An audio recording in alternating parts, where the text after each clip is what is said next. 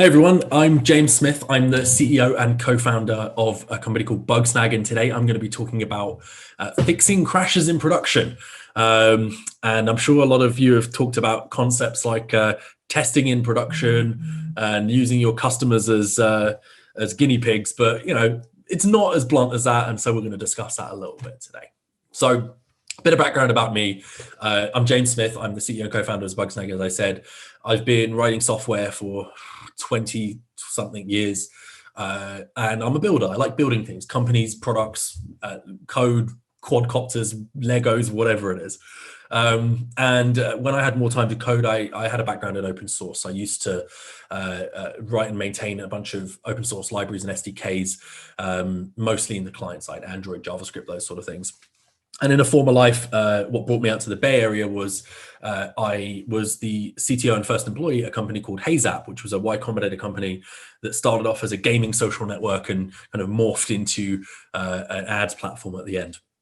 I also have a background in enterprise software. I worked at Bloomberg for a couple of years, and I worked building medical pump software for a little while as well. So varied career, varied background. And these days, what I'm focused on is building Bugsnag. And what Bugsnag does is we have a platform that tells you if your software is working or not working and how to fix it. We call it an application stability management platform. But in reality, what that means is your software is broken here, there's a bug here, there's a crash here, there's an unhandled signal here, whatever it is. This is the impact of that problem on your customers. And here's the cost to your business. So not every bug is created equal. There are bugs that maybe are in some obscure page that were triggered by a Chrome extension. And then there are bugs that every customer is seeing on a payments page. And I think it's normally clear which one you should fix, but as long as you know where these bugs are coming from. And over the past 7-ish years, we've managed to amass a great list of logos and customers that use our product across all different parts of the software development lifecycle. Companies that are very true software technology companies, but also non-technology companies that are differentiating via technology as well. So testing in production is certainly an area that I am familiar with because otherwise we wouldn't have a company. So why do we want to do this in the first place? Well, I think it's normally fairly straightforward. Software development is a trade-off. You want to launch your features and your products to your customers as soon as possible. Now, that's a very fluffy line to draw. What does as soon as possible mean? Well, it means you want to give them the value of that feature or that product with it not being a detracting experience. So you don't want it to be broken or poor performing or whatever. So I think we can all agree with this. You want to give features to your customers as soon as you can. Additionally, in most organizations where you're building software, especially non-tech companies that have got software teams, there's a lot of pressure being put on development teams to launch quickly. And so in super tech forward technology companies, Bay Area startups or whatever, I think that there's a respect and understanding for development teams that, hey, trust us, we know what we're doing. But in other industries, I think that there's a lot of pressure from investors, from the business team, from the product team to get things launched quickly because on the bottom line, you're looking at a cost of development. And so the quicker you can get it live and developing revenue or making customers happy, the more happy the business teams are as well. So you've got these trade-offs. You want to get features to your customers quickly. You want to make sure that the pressures from your business or product team are not weighing too heavily on you. But launching too quickly is really risky and really dangerous. So the quicker you write software, the less time you're spending on testing, the less time you're spending on running through key flows. You're probably cutting corners. And Peter and I were joking earlier about copy pasting code in places. Maybe you do a bit of copy pasting here and there rather than refactoring. So you're going quickly means you're going to have more bugs as a fact. Once you have more bugs and you give it to your hands of your customers, it will hurt your reputation. If you've done this huge press launch, let's say you've launched this brand new feature, everyone's really excited about it, but it crashes on boot. Well, that's getting in TechCrunch, or that's getting in Business Insider, and people are going to talk about it, and that hurts your reputation. There was a big launch for Disney Plus a few months ago, and if everyone remembers, the headline wasn't Disney Plus, an amazing new platform was launched. The headline was Disney Plus has been overwhelmed and their servers have gone down. So if you don't get it right, sometimes that can cause bad press and reputation. You can turn it around. I'm a big fan of Disney Plus. I'm using it. I've got kids as well, so we're watching a lot of Beauty and the Beast at the moment. So it's working right now. But also customers, not just the press, customers aren't shy about saying what's wrong. If you go to a typical Android or iOS application, pull up the App Store or the Play Store, holy smokes, the number of aggressive comments being left on applications is scary. And these days, people look at these things before downloading or buying an app, especially in saturated markets like gaming, where you're looking for a puzzle game and there's thousands of them. You're going to look for the one that's the highest quality. And I'd definitely take a look at this. There are especially non-tech companies that have got an app, don't typically think about this that much. And so you'll go and look at, I'll joke about it a little bit here, but there was Porsche have an application that controls their cars. Now, Porsche, everyone thinks, is a premium brand, but they outsourced the development of their application and after the launch, didn't come in and fix all the bugs. And you'll notice that there's certainly not a premium 5-star Porsche experience on the App Store reviews right now. Customers complain when they're unhappy. So because of all these things, and because of the fact that you have to strike this balance between speed of delivery and quality, you really have to consider this broken experience for your customers. People don't come back if they have a bad experience. These are some stats that we had from some surveys. 8 out of 10 users will retry an app twice at most if it fails to work the first time. That's it. You don't get any more chances. People are abandoning ship after that. And on the other side, like we talked about brand awareness, here's some stats to back that up. 37% of consumers will think less of a brand. So if you're a Porsche buyer and you have a bad app experience, maybe you're going to go and buy a Maserati next time, and it will be a different brand purchase. Maybe they've got a better app. So having said all that, how do we figure out when the right time is to launch an application? Look, there's no right answer. It's not binary. You don't launch quickly and have it be an awful experience. You don't launch too slowly and miss these competitive opportunities, or miss the opportunity to get value in front of your customers as soon as possible. So what's the middle of that? Well, how can we have a gradient in between? Well, there are strategies here for timely releases with minimal bugs. Let's talk about a few of them here. So ongoing stability management and stability scores is an area that I'm very, very familiar with. I'll dive into that because we've built a product around that.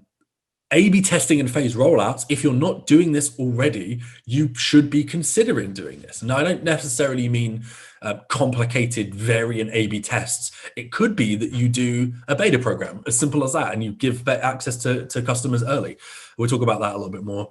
And then standardizing on some of these metrics so that you're being data-driven rather than just kind of waiting for those customer 1-star reviews to come in, as we were talking about earlier. Sometimes you can roll out and then pull back based on this data that you're driving. So look, one of the fundamental points of testing in production, as much as I love and hate that phrase, is that not all bugs are worth fixing. I remember not so long ago in the world of QA, you used to have hundreds of people potentially on the QA team, an army of people going through test scripts and Word documents, checking off every single button. And I remember in my career, there were times where my QA team would be pasting in Swedish characters to test if Unicode was supported or not, or pasting in all of the works of Shakespeare into a text box to see what would happen. Look, no, if people are doing this to your software, it doesn't matter. It's okay sometimes for them to have a crappy experience if they're putting Shakespeare's works into your username field. Sure, it's a bug. Sure, you might want to fix it, but actually maybe that's not the most important bug to fix. So really, you need to figure out which bugs matter when rolling out and testing in production. Well, if it's in a critical part of the application, signups, purchases, key flows, that's probably an area that you want to focus on. If you're seeing bugs that are affecting payments, if you're seeing bugs that are affecting upgrades, things like that, that's probably an area you want to think about. And the other one is internal code versus external code. Like if you're using an SDK for analytics and there's a bug in it, that's going to stink because it might mean that you don't get analytics results that help you build the next version of the application. But if it's not causing a customer impacting experience, maybe that's okay to fix a little bit later. So kind of breaking down these classes of problem helps you figure out which ones to fix first. And there are ways to do this. Now, obviously, I'm biased here because I run a company called Bugsnag that does this. But if you don't look at what's happening on the right-hand side of software development, where your code is in the hand of a customer, you're going to be flying blind.